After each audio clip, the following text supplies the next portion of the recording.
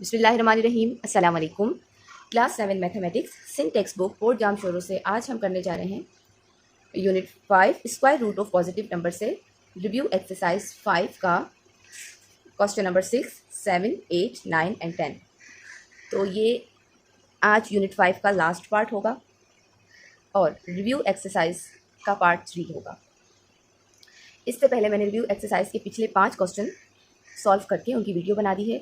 पहले 4 क्वेश्चन आपको वीडियो के फर्स्ट पार्ट में मिलेंगे। रिव्यू एक्सरसाइज के साथ आप पार्ट 1 लिखें और मेरे चैनल पर आपको वो मिल जाएंगे। फिर अगर आपको क्वेश्चन नंबर 5 सीखना है तो आप रिव्यू एक्सरसाइज के साथ पार्ट 2 लिखकर मेरे चैनल पर सर्च करें तो आपको ये क्वेश्चन 5 भी सारे इसके जितने भी पार्ट्स हैं वो सॉल्व हुए हुए मिल जाएंगे। अब हम नीचे जो 5 सवाल हैं पार्ट 3 वीडियो में बना रही हूँ, इसमें सॉल्व करेंगे। सो वीडियो को स्टार्ट कर तो चुके हैं, लेकिन क्वेश्चंस को हमने स्टार्ट करना है। इससे पहले मेरी रिक्वेस्ट है कि वीडियो को लाइक और चैनल को सब्सक्राइब ज़रूर किया करें। और अब करते हैं इसको स्टार्ट। सो क्वेश्चन नंबर 6 से the area of a square shaped park is 12,100 square metre. यहाँ पर हमें कहा जा रहा है कि एक मुरब्बई पार्क का, यानी कि स्क्वायर शेप्ड पार्क है, उसका जो रकबा है, जो एरिया है, वो है 12,100 मुरब्बा metre. Find the length of its sides. अब हमें यहाँ पर कहा जा रहा है कि अब हमने मालूम करने हैं उस रकबे की लंबाई को। तो क्वेश्चन नंबर 6 को हम करते हैं कॉपी में स्टार्ट।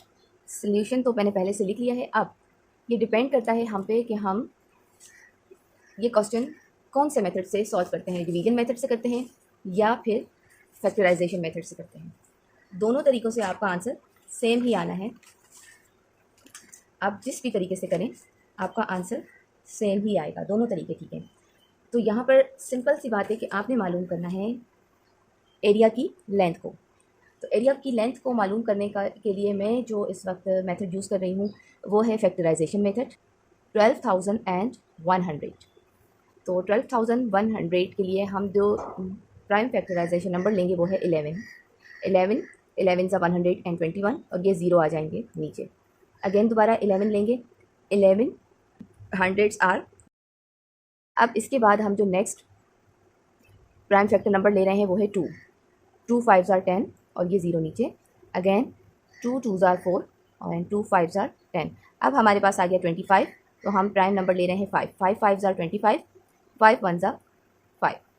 अब इसके बाद हमने क्या करना है, चूँकि हम लेंथ मालूम कर रहे हैं 12,100 की, किस मेथड से, प्राइम फैक्टराइजेशन मेथड से, तो हमने इसको लिख दिया अंडर रूट करके।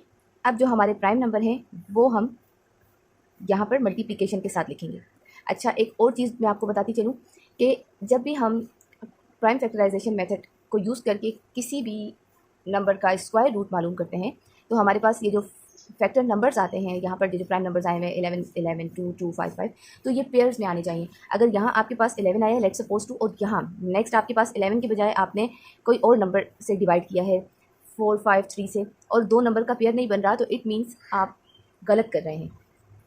स्क्वायर रूट मालूम करने का ये तरीका है कि आपके पास जो फैक्टर्स आने चाहिए वो पेयर्स में आने चाहिए। अब ये जो 2 × 2 ये भी उसमें है पेयर में, फिर 5 × 5 ये भी पेयर में। अब उसके बाद हम क्या करते हैं, सेम जो नंबर्स होते हैं उनके पेयर बनाने के बाद उनको लिख देते हैं 1 टाइम।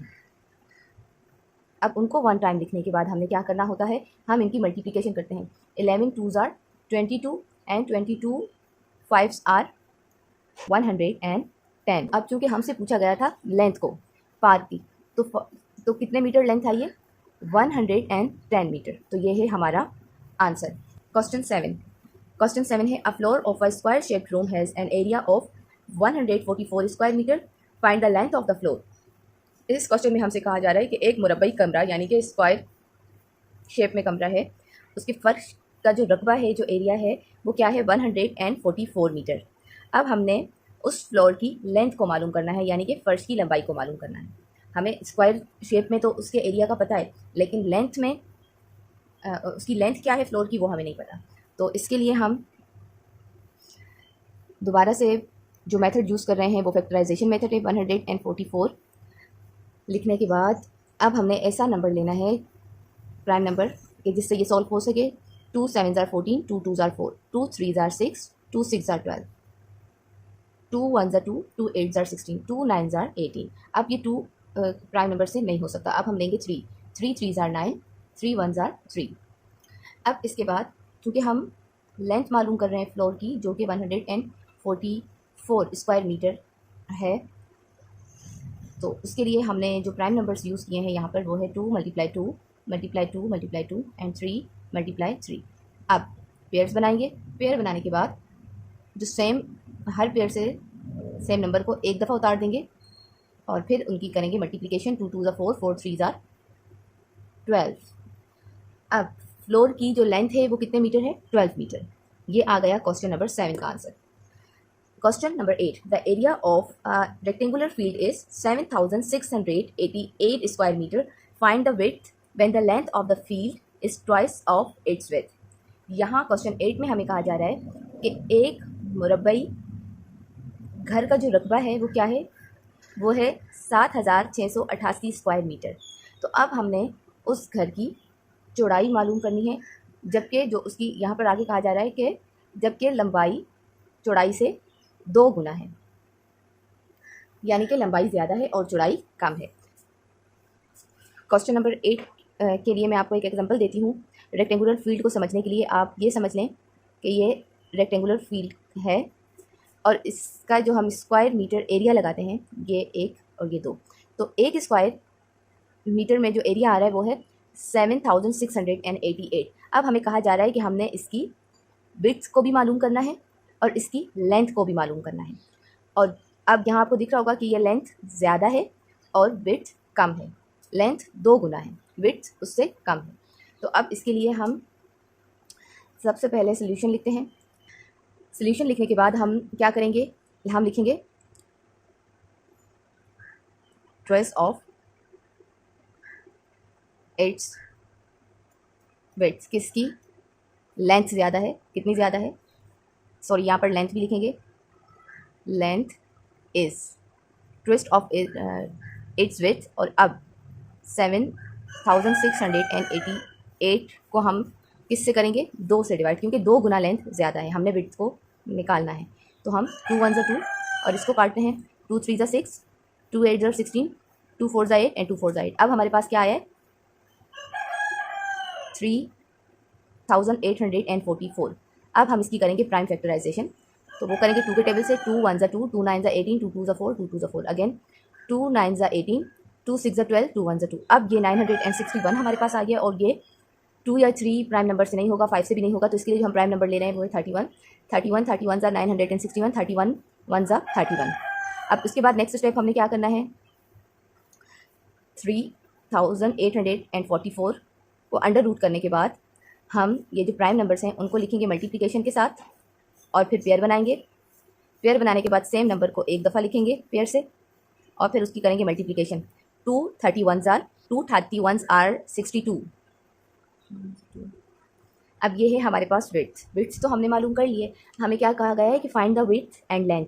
तो पहले हमने क्या किया था कि 7,684 को डिवाइड किया था 2 से और विड्थ को निकाल लिया था 1 स्क्वायर के हिसाब से। अब उसके बाद हमारे पास विड्थ क्या आई है? 62। अब हमने क्या मालूम करनी है? लेंथ भी। तो लेंथ मालूम करने के लिए हम क्या करेंगे? ये जो विड्थ है इसको लिख के 2 से मल्टीप्लाई करेंगे। सो 2 2 4 एंड 2 6 12। तो हमारे पास लेंथ आ गई 124। ये लेंथ है और ये है विड्थ। तो ये है क्वेश्चन नंबर 8 का आंसर।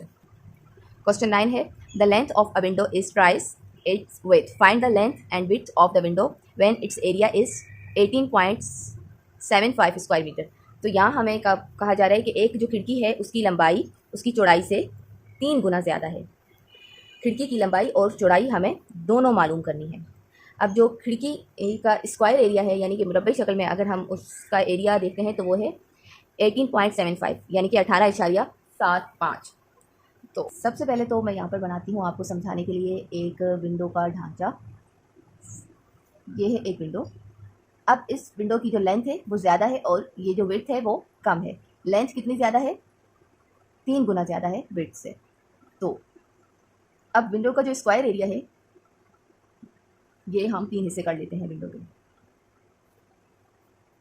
एक हिस्सा, ये दूसरा और ये तीसरा। तो एक स्क्वायर एरिया है 18.75। तो अब यहाँ पर हमें कहा गया है कि विंडो की लेंथ और विंडो की विड्थ दोनों को मालूम करना है, जब ये जो एक हिस्सा है वो है 11.75, तो बाकी हिस्से हमने मालूम करने हैं। अब इसके लिए हम जो मेथड को यूज़ करेंगे वो आगे बताऊंगी। सबसे पहले हमें क्या करना है, हम क्या लिखेंगे, length of window is ट्राइस it's width, यानी कि विंडो की जो लेंथ है वो 3 गुना ज़्यादा है अपनी चौड़ाई से। तो विंडो की लेंथ कितने गुना ज़्यादा है, 3 गुना, और एक स्क्वायर मीटर में क्या है, 18.75। अब इसको हम क्या करेंगे, डिवाइड करेंगे। 3 1 3, 3 8 16, सॉरी 3 6 18, ये जो पॉइंट है ये ऊपर चला गया, 3 2 6 एंड 3 5 15। तो हमारे पास क्या आया है, विड्थ क्या आई है एक हिस्से की, 6.25। तो 6.25 यहाँ पर मैंने लिख दिया। अब मैं इसको सॉल्व करूँगी लॉन्ग डिवीजन मेथड से। तो लॉन्ग डिवीजन मेथड का क्या रूल है कि हम राइट हैंड साइड से पेयर बनाते हैं और जिसका पेयर नहीं बनता उस पर ये मार्क लगा के उसे अपने आप में पेयर कंसीडर करते हैं। अब लॉन्ग डिवीजन मेथड में हमें जो यहाँ डिवाइजर लेना होता है और जो हमारा क्वोशिएंट है वो सेम होना चाहिए, यानी कि हमें स्क्वायर नंबर लेना होता है।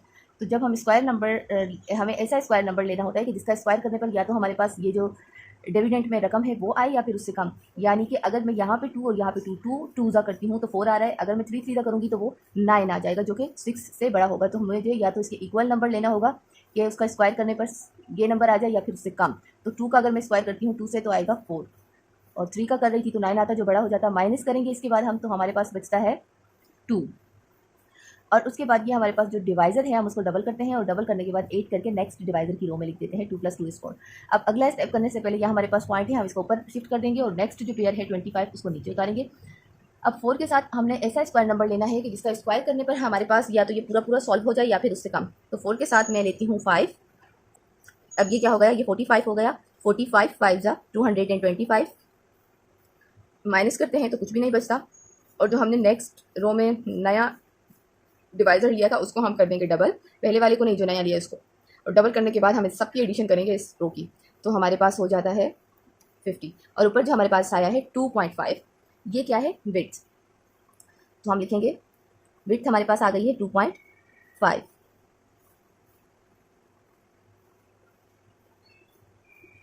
ये है विंडो की विड्थ।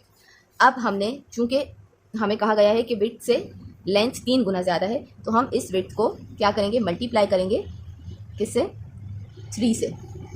तो विड्थ को हम 3 से मल्टीप्लाई करें तो हमारे पास 3 5 ज़ा 15, और ये 1 यहाँ पर आ जाता है, पॉइंट हम यहाँ शिफ्ट कर देंगे। 3 2 ज़ा 6, 6 में 1 प्लस किया तो हो गया 7।